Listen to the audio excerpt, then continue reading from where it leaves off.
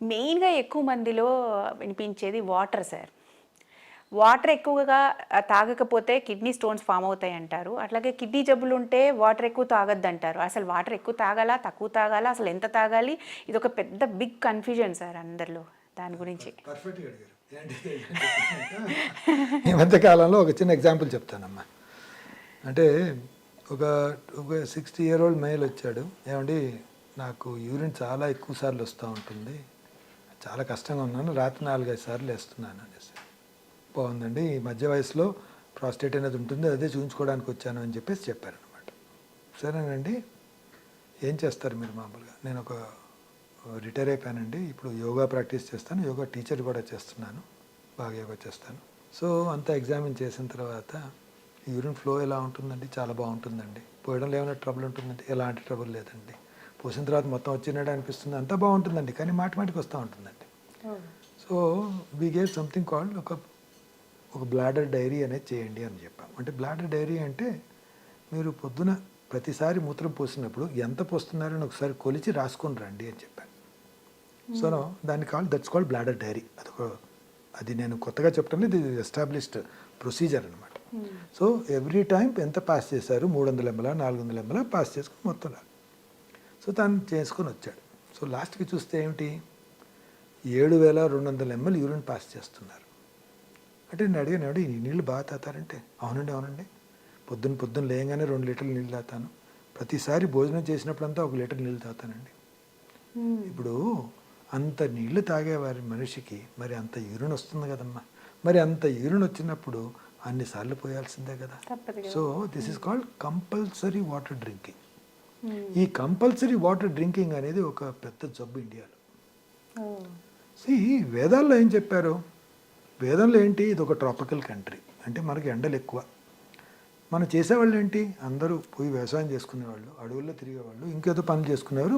మిట్ట మధ్యాహ్నంలో ఎంత ఎండల్లో చేసుకునేవాళ్ళు. సో చెప్పిందంతా ఏమిటి? బాబు నీళ్లు తక్కువ తాగకండి, నీళ్లు కొంచెం మోతాదుగా తాగాలి.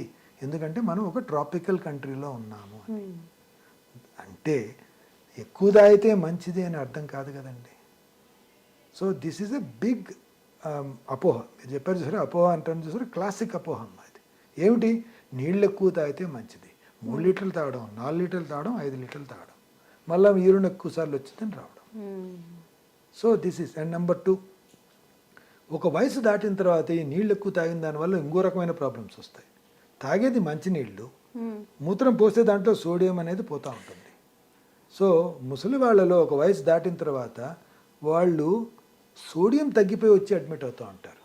సో కామనెస్ట్ కాజ్ ఈ ఇండియాలో జబ్బు లేని వాళ్ళు కూడా సోడియం ఎందుకు తగ్గి వస్తుందంటే, తక్కువ వచ్చి అడ్మిట్ అవుతారంటే డైల్యూషనల్ హైపోనట్రియం అంటాం. అంటే నీళ్ళు ఎక్కువ తాగి డైల్యూషన్ వచ్చేసి బాడీలో దానివల్ల సోడియం తగ్గిపోయి అడ్మిట్ అయిపోవడం అనేది జరుగుతూ ఉంటుంది ఐసీయూలో.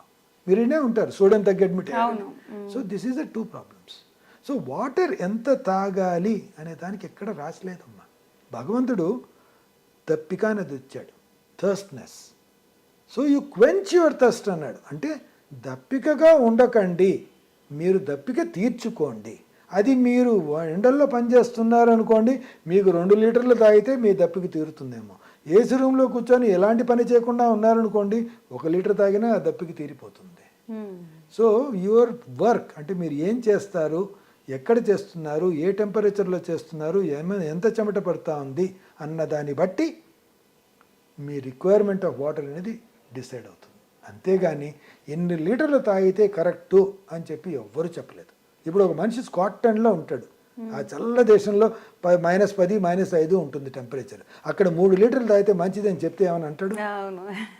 ఒడికాయ వేస్తాడు. ఎందుకంటే నేను పోయాల్సింది నువ్వు కాదు కదా అని చెప్పేసి. అంతే కదా. So there is nothing like water intake, too much of water intake.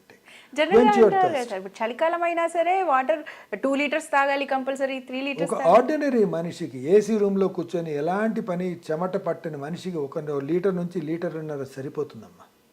Okay.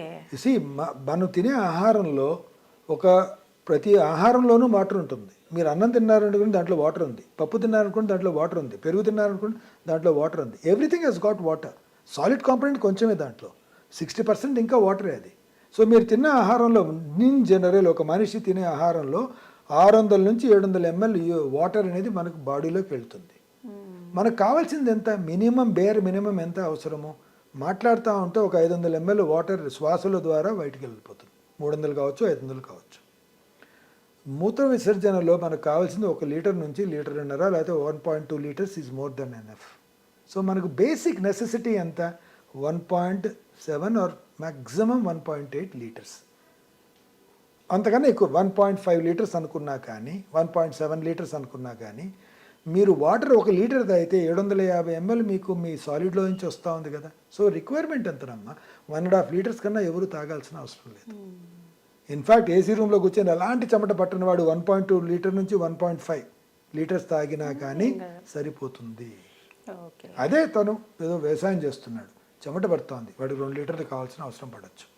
రోజు ఎక్సర్సైజ్ చేస్తాడు, పొద్దున సాయంత్రం పోయి వ్యవసాయం చేస్తాడు, చెమటలు బాగా పడతాయి, ఫర్నెస్ దగ్గర పని చేస్తున్నాడు, తనకు 2 లీటర్లు 2.5 లీటర్ అవసరం పడవచ్చు. అదే ఒక మనిషి స్టోన్ తయారు చేశాడు, మాటికి స్టోన్స్ వస్తున్నాయి వాడికి, తనకు కావాలి 2 లీటర్లు minimum urine per day. 2 litres urine per day రావాలి అంటే తను చేసే వర్క్ని బట్టి తను వాటర్ తాగాల్సిన అవసరం ఉంటుంది. తను చేసే వర్క్ని బట్టి తను వాటర్ తాగాలి. సపోజ్ ఏసీ రూమ్లో కూర్చున్న వాడికి అయితే 2 లీటర్లు యూరిన్ రావాలంటే 1.5 లీటర్స్ తాగినా 2 లీటర్లు యూరిన్ వస్తుంది.